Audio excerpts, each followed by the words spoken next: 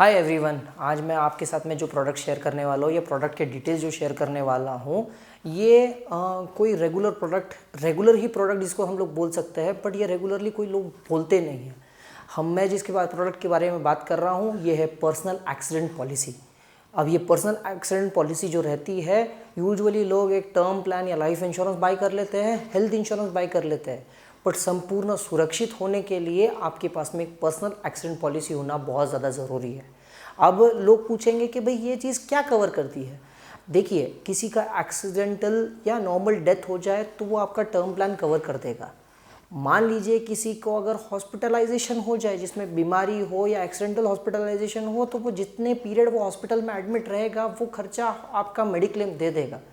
But इसके विपरीत अगर किसी को नॉर्मल एक्सीडेंट में डॉक्टर ने बताया कि आपको बेड रेस्ट है, आपको 1 महीना या 2 महीना 3 महीना आपको बेड रेस्ट करना है, या फिर आपको कोई मेजर मूवमेंट नहीं करनी, या फिर आपका कोई मेजर आपको इंजरी हो जाए जिसके अंदर आपका हाथ पैर उंगली या कुछ चीज़ें हमेशा के लिए चली जाए, तो उस केस में ना ही आपको मेडिक्लेम में कुछ मिलेगा, ना ही आपको टर्म प्लान या लाइफ इंश्योरेंस में कुछ मिलेगा।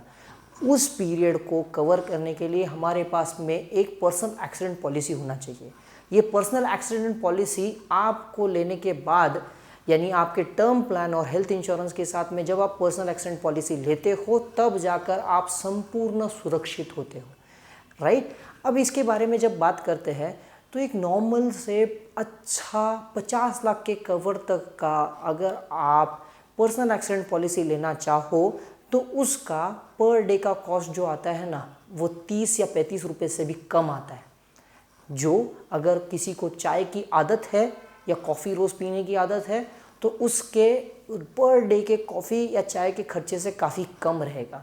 या फिर कोई स्मोकर है या फिर कोई भी टाइप का टोबैको यूज़ करता है तो उसके तो ऑलमोस्ट कॉस्ट से 20% में ही ये चीज़ का पर डे हो जाएगा। बट ये क्या क्या कवर करेगा? आपका एक्सीडेंटल डेथ तो कवर करेगा ही, साथ में आपका एक्सीडेंटल डिसेबिलिटी कवर करेगा। भले ही वो एक्सीडेंटल डिसेबिलिटी आपकी परमानेंट नेचर की हो या टेम्पररी नेचर की हो, वो दोनों कवर करेगा। इसके पश्चात आपका एक्सीडेंटल हॉस्पिटलाइजेशन कवर करेगा, आपका ब्रोकन बोन्स कवर करेगा, आपके डिपेंडेंट चिल्ड्रन का एजुकेशन कवर करेगा, प्लस आपके जो पेरेंट्स के लिए भी एक कवर करके देगा, जिसके अंदर पेरेंट आप पे जब पेरेंट डिपेंडेंट है तो उनके लिए भी एक कवरेज देगा। उसके पश्चात इसमें जो सबसे मेजर पोर्शन आता है जिसको हम लोग बोलते हैं इनकम लॉस।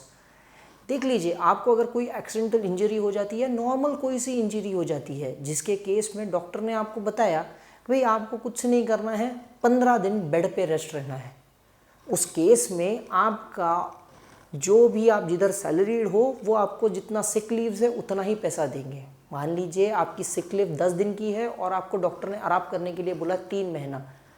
3 महीने बाद आपका एम्प्लॉयर आपको वापस से जॉब पे बुला लेगा, बट आपको उस पीरियड का पे नहीं मिलेगा, बट इस पीरियड में आपके बाकी सब खर्चे तो चलेंगे।